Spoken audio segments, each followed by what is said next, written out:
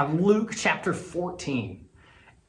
And this may be the most interesting chapter for me so far since we've actually seen the Christmas story. And this is definitely the one that, at least if you see it through the lens I do, is the most similar to Christmas so far.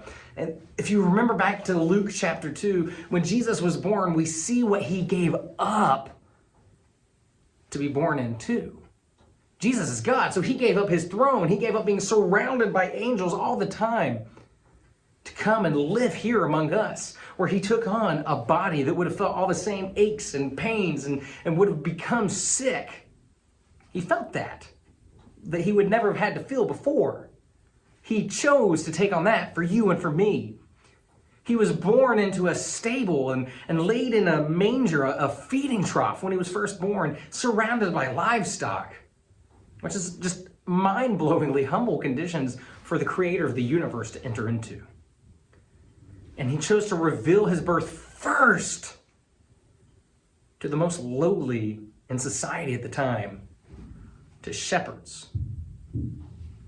And it's in that example of love that we see the big idea of redemption in this chapter, Luke chapter 14.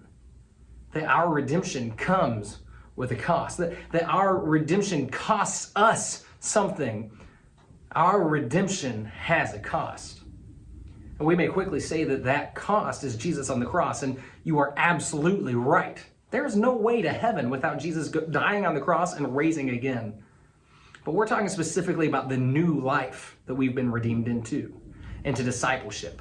I want you to pay special attention to verses 25 through 27, and specifically verse 27 as you read this chapter. 27 says this: "Whoever does not bear his own cross and come after me cannot be my disciple." Whoever does not bear his own cross and come after me cannot be my disciple.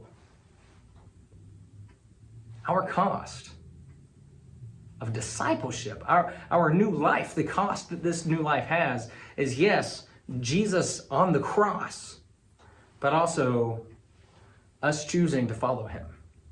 Us understanding that we're going to have to take up our own cross.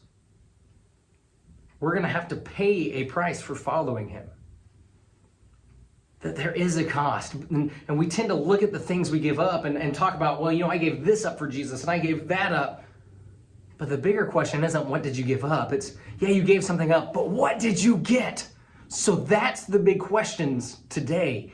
Today's big question as you discuss are, one, what cost have you paid? What have you given up so that you can truly live this new life that you've been redeemed for? And when you paid that cost, what amazing treasure did you get? How has the kingdom of God been a treasure in your life that you are willing to pay that cost for? Jesus redeemed us into a new life. And yes, the new life has a cost, but what we get out of it, that new life, that restored relationship, is so very worth it.